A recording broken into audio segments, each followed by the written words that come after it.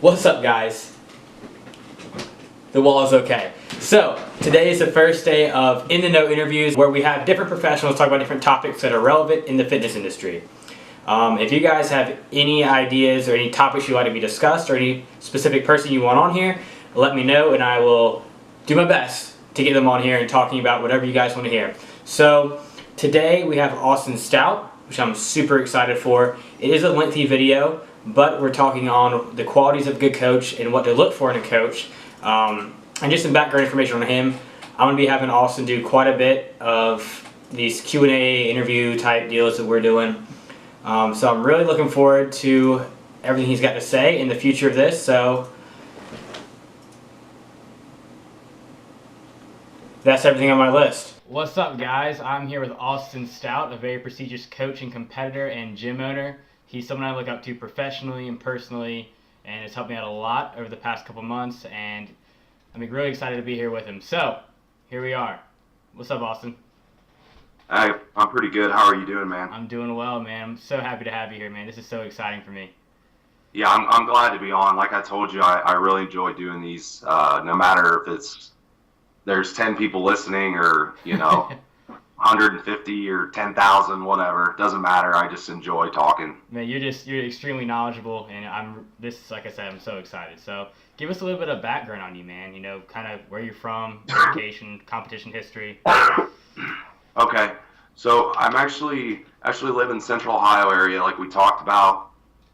I always reference the Arnold Classic because everyone knows where the Arnold Classic is. So I'm relatively close to that area. I've pretty much lived here my whole life.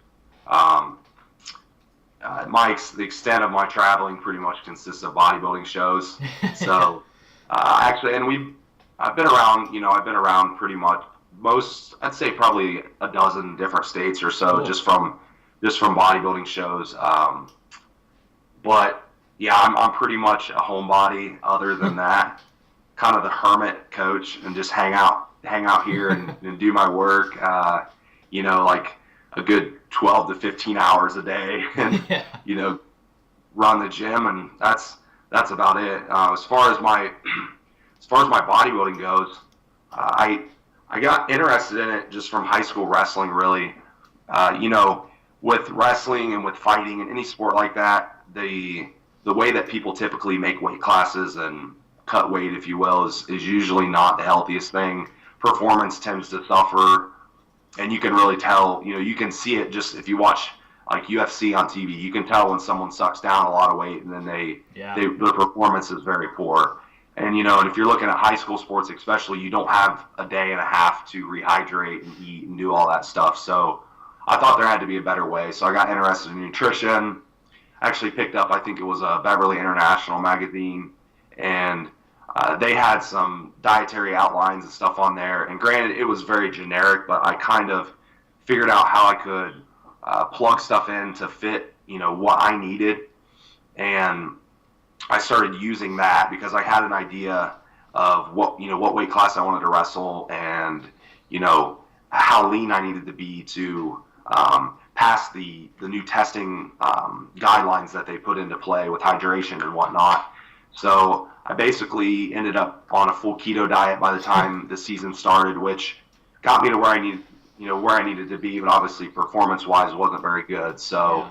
I needed to kind of take a step back, and I knew I needed to add carbs into the diet and so on and so forth. So I did that, and I actually, I took wrestling very seriously, like I did with, like I do with bodybuilding and coaching. I actually had a scholarship in college for it, going from somebody that was pretty much tripped over their own 2 feet. Like, I'm not athletic whatsoever. Yeah, me too. So it was just being extremely physical, and my thing was if I could just beat people up, basically. Yeah. That's it, and that's just how I wrestled. So I knew I needed to be in top shape and top condition. So I reached out to someone that's actually a friend of mine now, still, Jason Theobald, who is.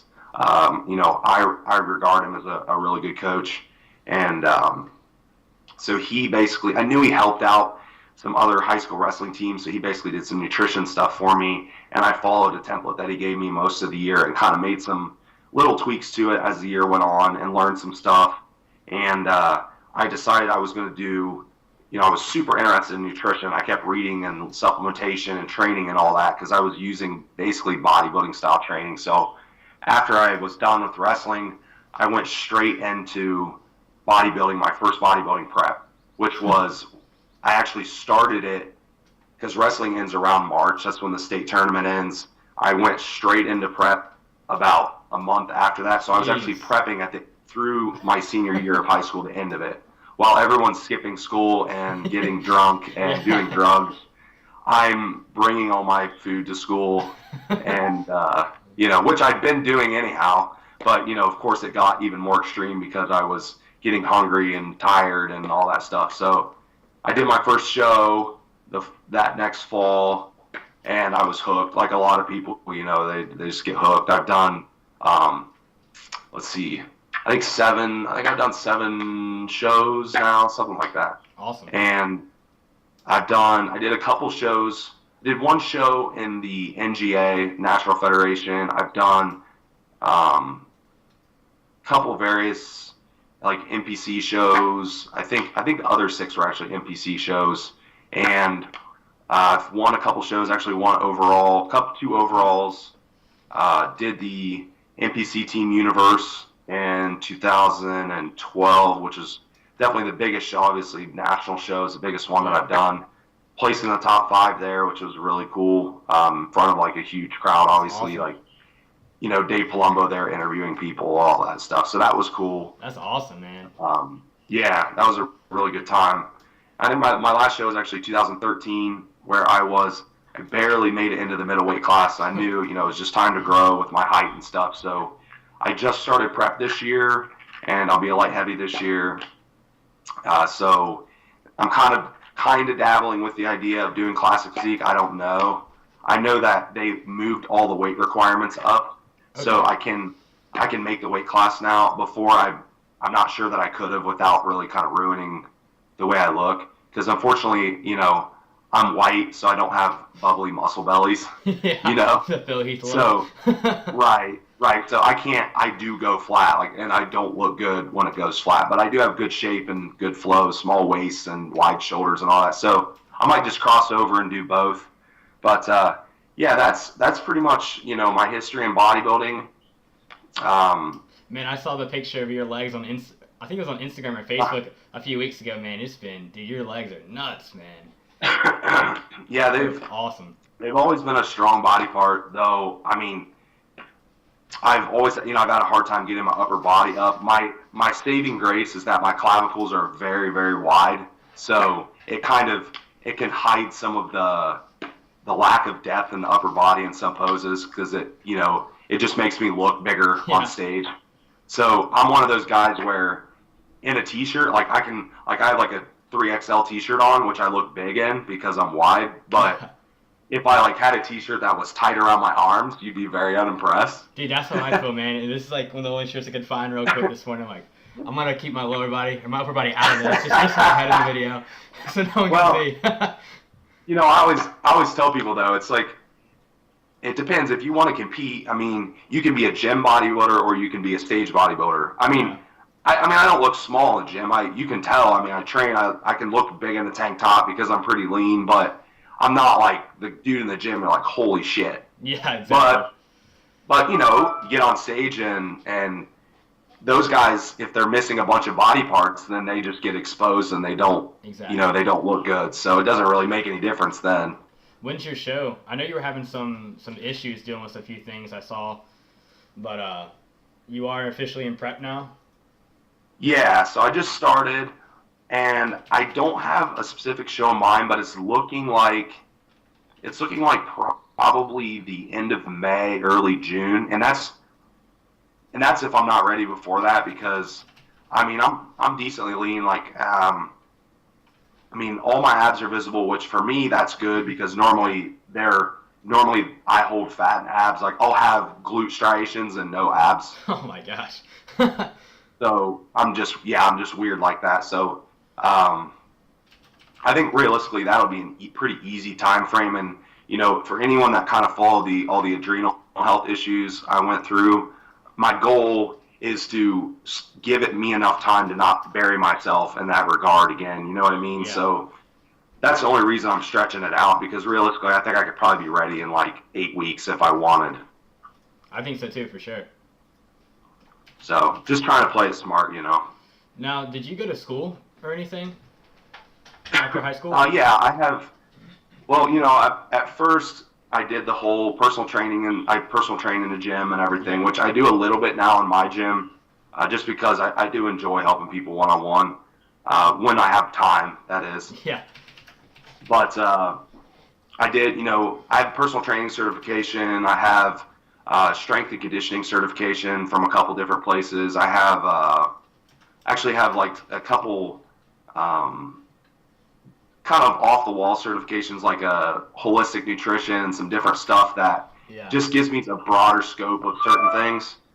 Let me turn my volume off over here. You're good. But I do have a bachelor's in nutrition science, so that's my formal education. I thought about going back and getting a master's, and I don't know. For one, I mean, I work like 80 hours a week, so it's just not realistic, you know. And secondly, I don't realistically know what that would add to my you know, resume other than letters beside my name. I thought about that too. I thought about going back for my master's in exercise phys, but at the same time, if I'm not going to be a professor, I don't really see a need. Right. Yeah. And I've thought about being a professor. I do like that idea, just because I think I have like the personality to be able to educate and stuff, but I don't know.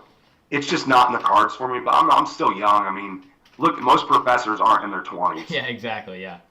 So it's not, you know, it's not a huge deal. If once my gym settles down and stuff, and it's basically self-sufficient where I can just pop in and out and do managerial stuff, then maybe. Yeah. Now, my bachelor's is in education, so, I mean, teaching is just something I love to do, and that's partially why I like talking to people. It's stuff like this, too, just learning more. But, man, I don't know. I mean, I would love to teach at a university other than, like, a community college, and getting a PhD just seems a little out of the stretch right now. Yeah, and you gotta figure, unless you're teaching some very specific class that they just can't find an instructor for. Exactly. You're going to be competing against guys that have multiple PhDs. Yeah. You know, the biggest university I live by is Ohio State. Why are they going to hire me? I mean, they're not going to like look at my coaching and think, oh, we need to hire this guy. Yeah. You know, so realistically, would I even be able to land a job like that anywhere? So. Yeah, that plays another role. So other than coaching and running G-Force, which is your gym, right? G-Force. Mm-hmm. Yep. Anything else you're involved in? I mean, I know you're really busy with that, but I know you have the podcast. Yeah, so I actually have quite a few irons in the fire. So most of my family are all self-employed. My dad, my grandfather, uncles, you know, so I've kind of grown into that, you know, mindset of being an entrepreneur. And my dad's always told me that you need to have more than one source of income when you're an entrepreneur, and which I think is good and a good thing for most people to know. It makes sense. Yeah, it's not like you have to have, you know, 3 full-time sources of income, but, you know, just supplemental stuff. So I do primarily, you know, my coaching is my full-time gig. That's how I pay my bills. I don't make any money off the gym yet at all. So that's something that I'm developing, and I will, you know, it's a nest egg, and I will make money off of it later. We do obviously do the Beast Fitness Radio podcast. I think last time Alex and I talked, we're averaging around 10 to 15,000 listeners. That's insane. So I think it's a lot more than people realize. That's awesome. There's a ton. It's a lot, man. I mean, even when we started looking at statistics, we're just like, holy cow, you know? Yeah. So that's good. But, you know, if you look at the podcast, I think we're putting out stuff that other people just aren't. So what I'm talking about, yeah. Yeah, so I think that's the main thing. And so aside from that podcast, I've been getting into some other podcasts now. I do, I'm here talking to you. Yeah. I did Vice's Radio with Scott McNally a couple weeks ago. He just put that episode out. That was on adrenal health. You can find that on his page, I'm sure, the Vice's Facebook. I'm doing, I think it's RJ Perkins' brand new podcast. He's had a few episodes of, it's Rugged and Raw Aesthetics, I believe is the name. So I'm going to do that. And I'm trying to think, I've had some other people talk about doing some. I'm pretty much open to doing, podcasts whenever. And obviously, like, our podcast has sponsors and stuff now, so we're working on getting products. Can we actually make money on stuff like this? It's stuff that you don't, one of the things I always talk about with people is, like, I can't possibly work any more hours. Yeah. So could you make your time more efficient and, have better income with working the same amount of hours? Exactly. It's just about making your time cost a little bit more. Right. And that's something that's been hard for me because I'm a pretty humble guy, and I'm not really like a shark when it comes to that stuff. Yeah. So I've had a hard time. I mean, I even have a hard time raising my coaching prices. Like, I'm not dirt cheap, but I know for what I offer, there's guys that cost a lot more than I do. Yeah. I mean, I personally know people that are $350 a month to, just for off season. Yeah. And it's pretty steep. I just look at it, I'm like, I have a hard time wrapping my head around that because I don't know, or charging someone $5,000 for a 16-week prep. You know what I mean? I'm just like, man, I don't know who the hell can afford that. Yeah. The average competitor really can't afford that. Right. And that's the thing. I mean, I work with everyone. I do have a few IFBB pros that I work with. I have clear down to, Joe Schmo that I never post about because they don't want to be on social media. So I you know what I mean? So it's like, I work with everyone and I don't charge people differently because I still give them the same amount of attention. In fact, some of the more beginner people require more. Yeah. They require a lot more time to understand how their body's working and how you should be adjusting things to them. I mean, people don't really understand that. No, exactly. And it's just, if you go back to, you look at any coach that works with someone that's extremely genetically gifted, there are some intricacies there when you get on the high level as far as like supplementation stuff goes and fine-tuning things because you're working with a really big body. Yeah. But at the same time, they respond so well to everything that it's hard to mess up sometimes. Well, yeah, it really is because the nice thing about that is you can see pretty much instantly what an adjustment is going to do to their body. Versus, I have some people, literally I'll be like, hey, we're not going to make progress for the next 2 months. I'm basically going to try everything possible and see what works. And then we're going to work forward. And, for some people, that's just what you have to do. And those are really, like, if you can change those people, that to me is impressive. Yeah. And that kind of goes into what I wanted this whole talk to be about, is really like what sets apart a great coach from just, an average coach. Like what are like maybe top 5 or so things that you think that really make a great coach and things that you do? Okay, so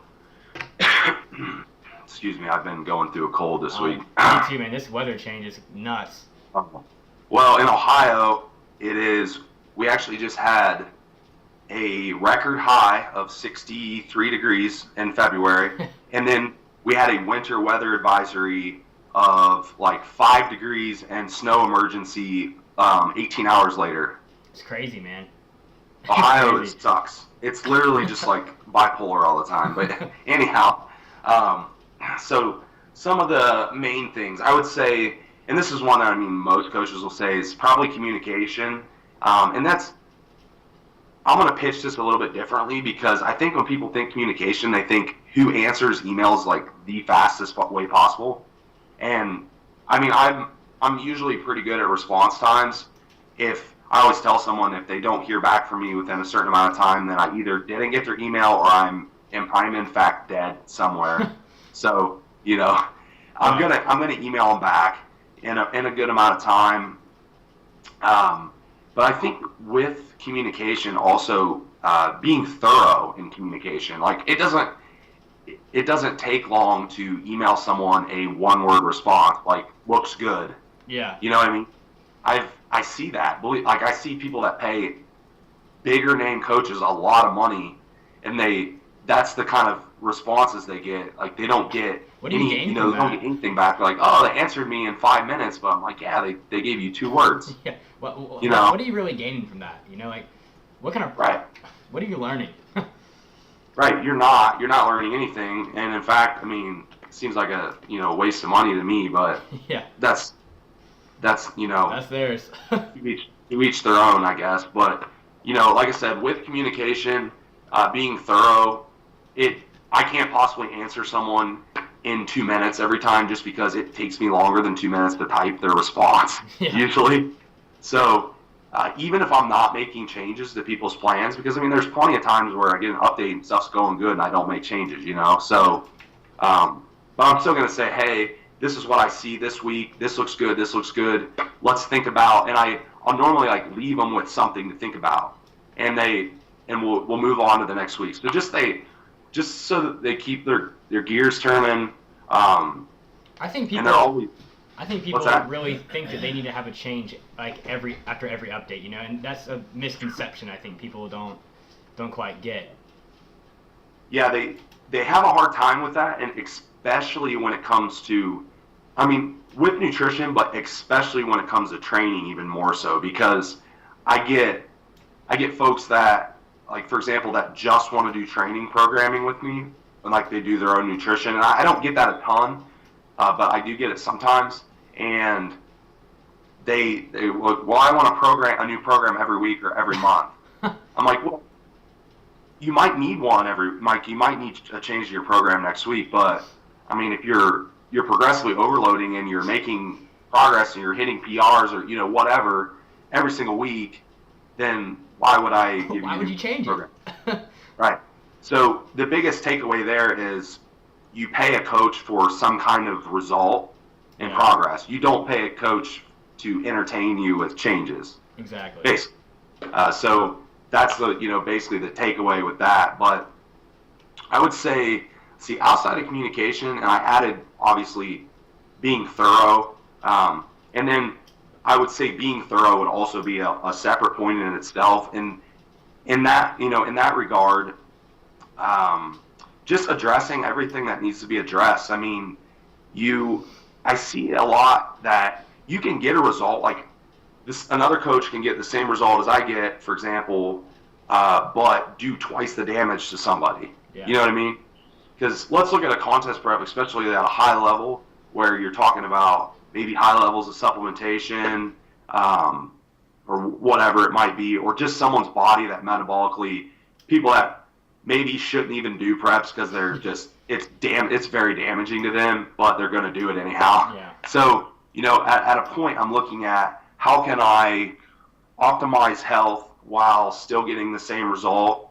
It's a fine line to tread because, to get certain results, there's going to be certain risks, but, it's just a good example. I'll give you a good example. Let's see. I won't say any names, but I had a client that he came to me. He was national level competitor, came to me, and he was, let's see, I don't even remember his weight specifically, but I know that we had him in 1 year's time. He actually went up, I think, 12 pounds on stage weight, and he was in his 40s. So, you don't just go up 12 pounds when you've been training for, 20 some years. And all his health markers improved. Digestion improved. There was like all these, when he came to me originally, he just got done with the prep. And of course you expect some health markers to be off in blood work, for sure, no doubt. But some of the things I saw in that blood work were some of the most frightening things I've ever seen, just because there were some things like inflammatory markers, for example, to where it looked like he could have literally had a heart attack during his prep Gosh. and not known it, type of thing. And just and there were just so many little things that were going on with him that were getting shrugged off by who he was working with. And That figures. and the funny thing is when I worked with him nutritionally, it wasn't anything super groundbreaking. I changed some things nutrient timing wise. Just nutritionally, I changed maybe a half a dozen things, but all of the things I changed for his health was the reason that he was 12 pounds bigger. Yeah. That's it. I mean, literally, I loaded him and stuff a little bit differently, but he didn't gain 12. He didn't gain 12 pounds from that. But it was just literally a result of the health. So being thorough, like I said, and that might be health, that might be just stress. I'm always asking my clients if I notice something's off on their updates, not quite right. I always ask them, hey, is there anything else going on that might be stressing you out? Yeah. And so on and so forth. I give people tips on like setting up better environment for sleep, stuff that I post about on Facebook and whatnot, coping with stress, different recovery methods, and so on and so forth. So all that stuff matters just because the better your body functions, the better everything's going to look. Exactly. So I think that plays a big role too, in like when you give people these extra tips and things that you're not just coaching them for the whole physique mindset or the powerlifting mindset. You're just looking at them as a whole person basically, and you're trying to help them get ground on every aspect of their life, which is very respectable. I mean, that's what a coach should be doing. Right. Yeah, you're coaching. I don't want to use the word life coach, but you're coaching the whole person basically. And every coach will kind of have their line that they draw that maybe they won't step over that as far as like giving instruction on certain things. But you shouldn't, if there's a line that you're not comfortable with, you still shouldn't shrug it off. You should at least, recommend them to someone or, to a specialist or someone that or whatever. I mean, I have stuff that medically that I'm like, nah, I don't want to tell you to do this because I don't want that liability. Yeah. You know what I mean? But I'll say, hey, I have a pretty good idea that this is probably what's going on, and I can have them do blood work and all that stuff or whatever and different testing and look at it.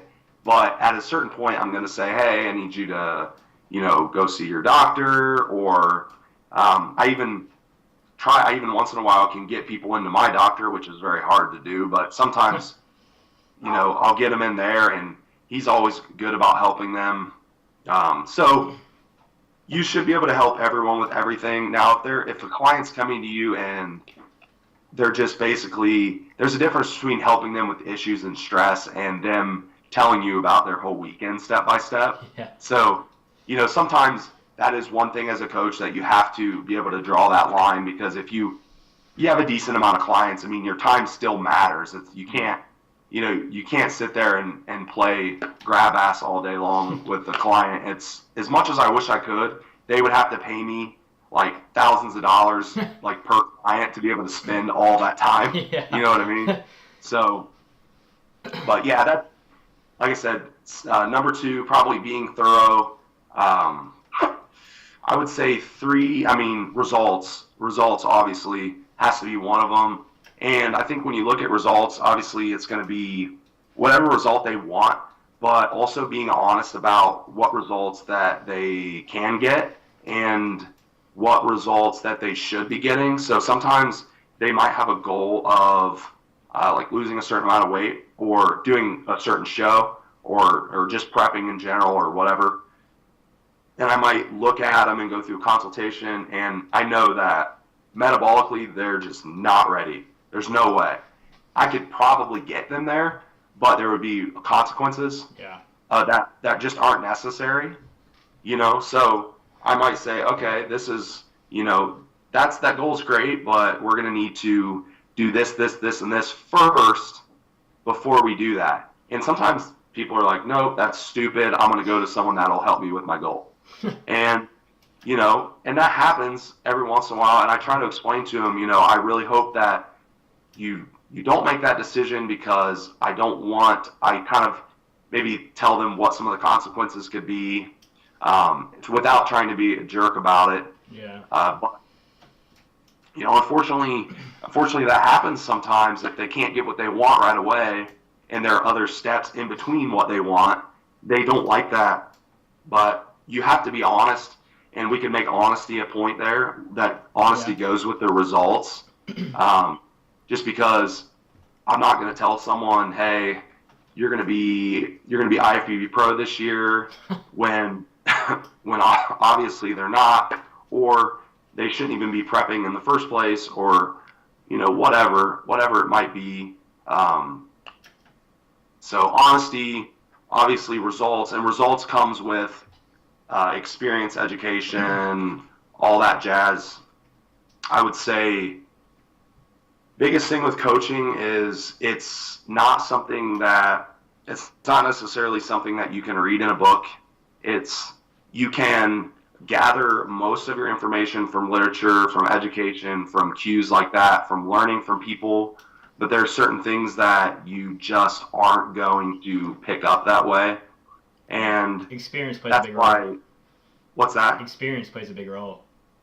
Oh, absolutely. Absolutely. And that's why I think that there is, obviously there's that whole conflict between the old school guys and newer guys. But I don't think they say that someone will say science is stupid or whatever, which is not obvious. I don't think that's true at all. Yeah. But sometimes, I post studies and I post stuff that's relevant, but I'm not going to discredit something that I know works that's not in a study, because the way I look at it is everything that's in a study, about metabolics, metabolic health, about supplementation, about training, we've already done. Exactly. We already know it works. We don't need a study to tell us it works, but the studies validate that it does work, and it might tell someone else that hasn't tried it before that it's okay to try this. So I think studies are great and stuff, and I use them, and I love educating with them. But, obviously when it comes to results, also just experience. And the other thing is having an eye for it. I wish there was a way to teach people that. I don't know that there is necessarily, but and I've talked about this a little bit before, but I think mentorships will be something that will come into play more and more as time goes on. I'm actually working with 2 guys right now and doing mentorship.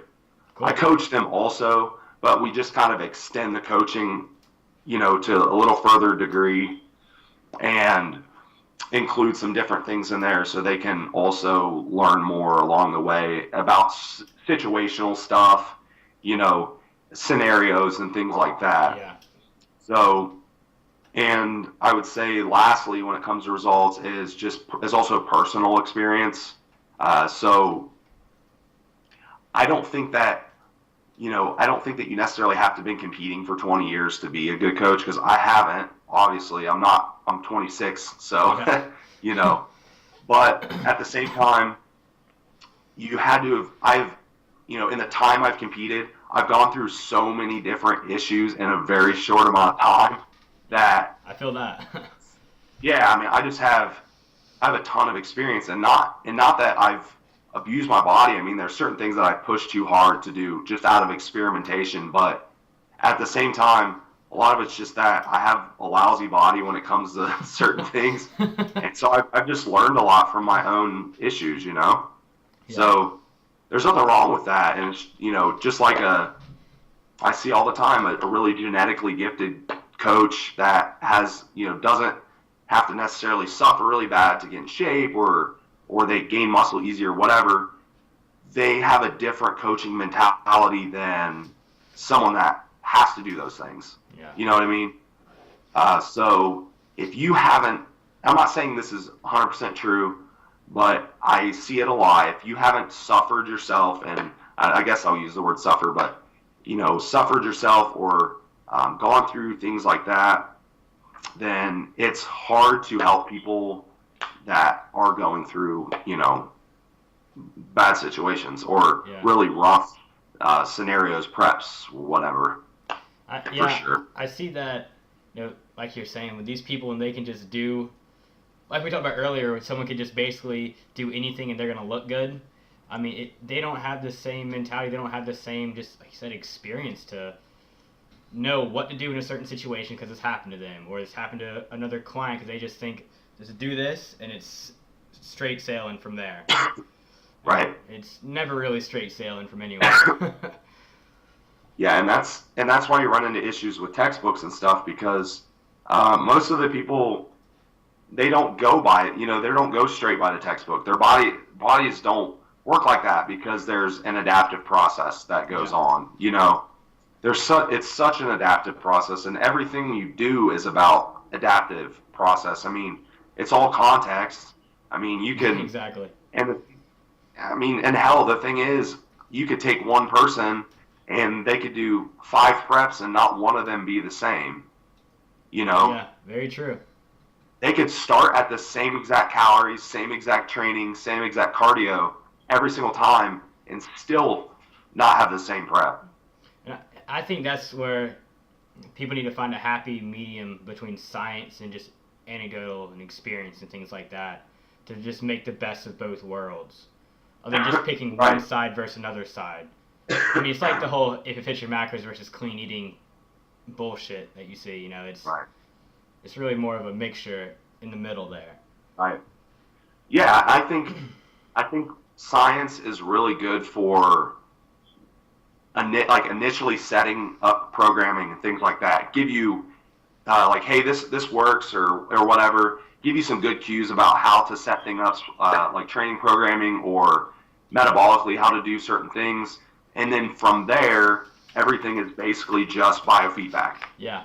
I mean, there's equations and there's percentages on how much weight you should lose and how much weight you should gain at a certain rate. But, I mean, in reality, it just really doesn't work like that. You can aim for that, but you might surpass it or you might be lower.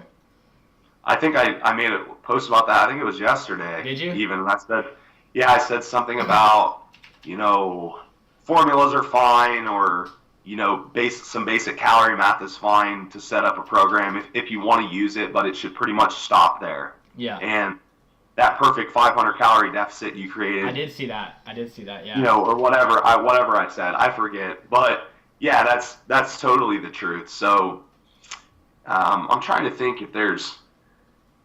I mean, man, I could talk about a lot of stuff with coaching. And I think another thing that's really important to point out, and this should be for everyone, and this happens way too much.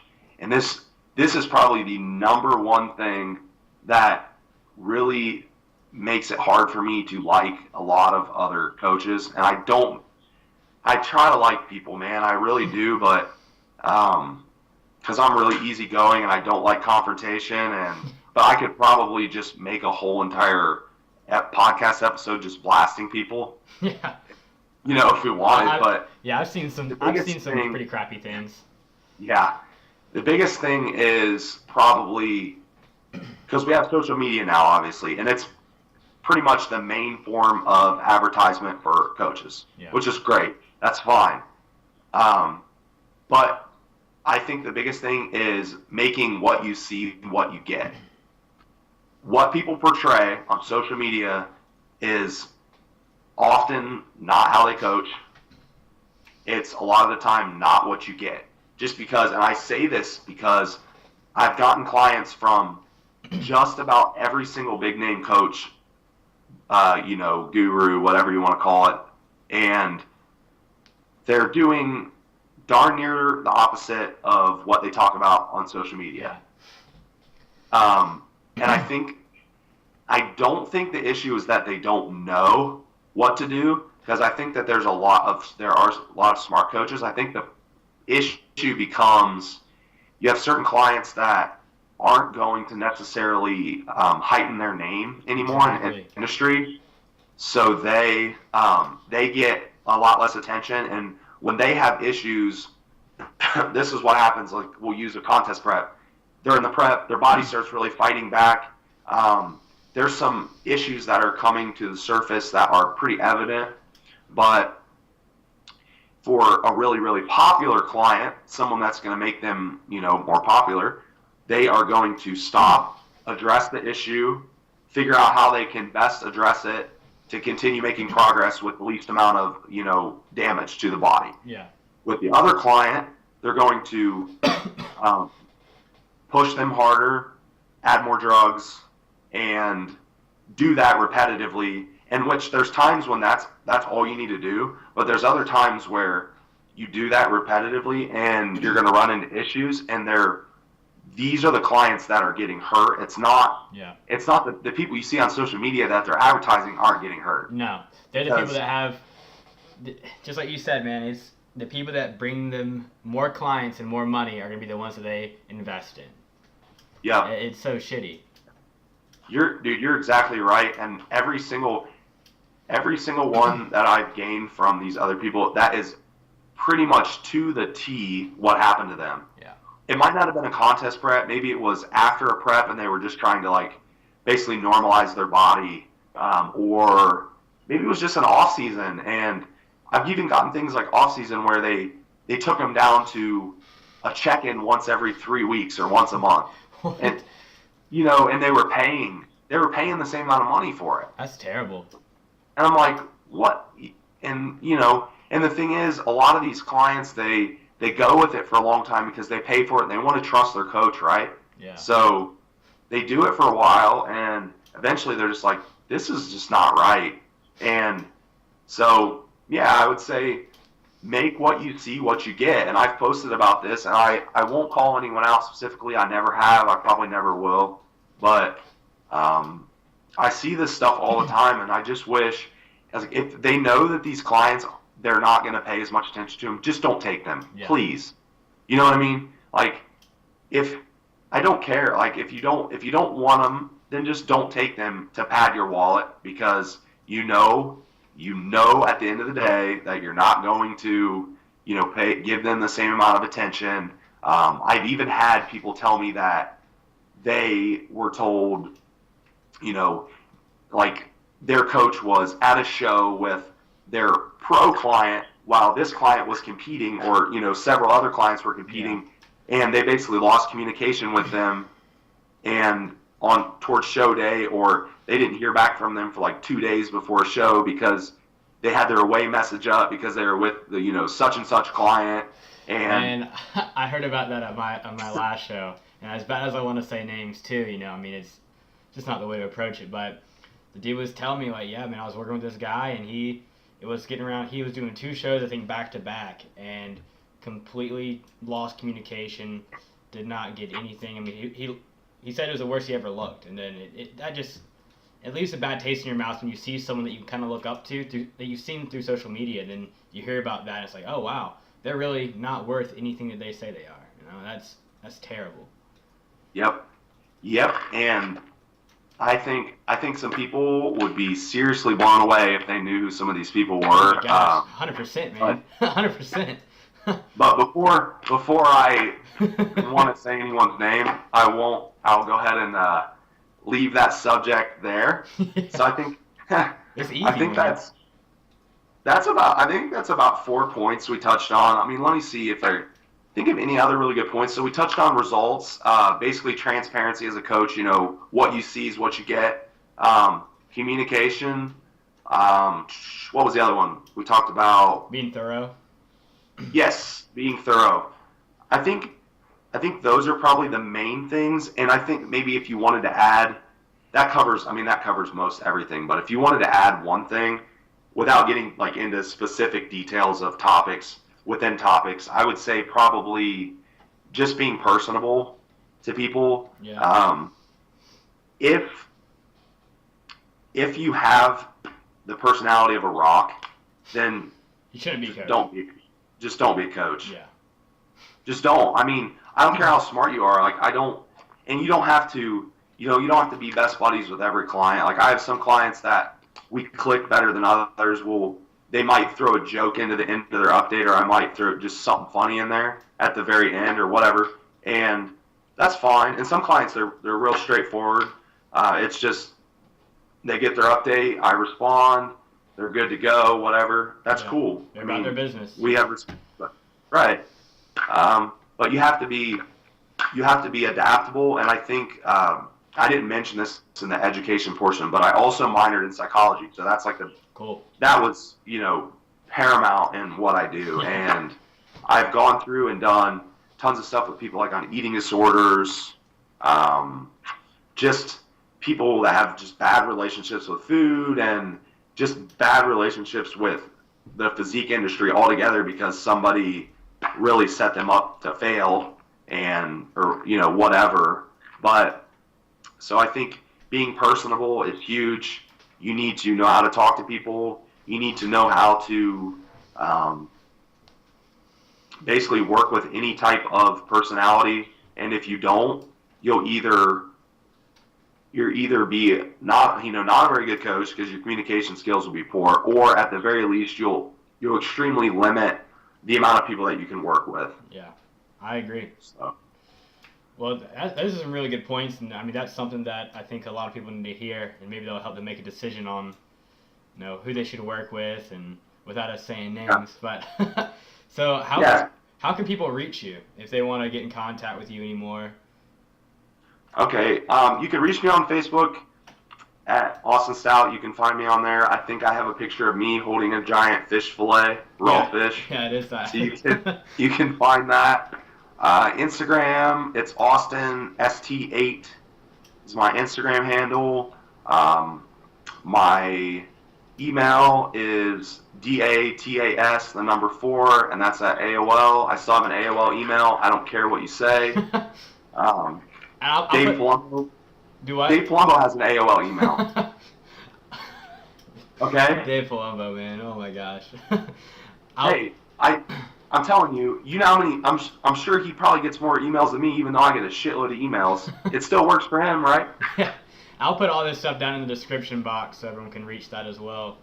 Okay. And I was going to add my website to it. Actually, I have a website as well. Yeah, so it's integratedmandh.com. So integrated and then the letter M, ANDH.com. Just because integrated muscle and health was too long and it was already taken, I guess. So on that actual website, it has like live feeds of my Instagram. It has client testimonials. It has contact information, all that jazz. So you can also catch me through that. Cool, awesome. And what are the other podcasts that you're in? I'm going brain dead. Oh, we talked about the other ones I was on. So Advices Radio I was on, which is by Scott McNally. You can find that on his Facebook, Scott McNally, I think's all he's listed under, or Advices Radio, actual Facebook page. Beast Fitness Radio. That's it. If you actually just Google Beast Fitness Radio, you'll find all the links. There's 3 ways. You can get it through Libsyn, iTunes, or YouTube. And the other one will be on Sunday, Rugged and Raw, Aesthetics, RJ Perkins podcast, and then your YouTube channel, which you will plug, I'm sure. Yeah. So, any last words for everybody watching, man? And just anything you just want to get off your chest? Don't put your blinders on if you're paying for a coach. Do your homework. Don't just sign up with somebody because your friend did or because they have a name. Don't be afraid to ask questions, and if you can't get a solid answer from them, or the first thing they do is throw their prices at you, just look for the red flags, stuff like that. Educate yourself, guys, and I think that's it. Well, hey, man, thanks so much for joining me on this, man. I really appreciate it. It was awesome to talk to you, and looking forward to seeing you at the Arnold this year, man. Definitely. Thank you for having me. All right, man.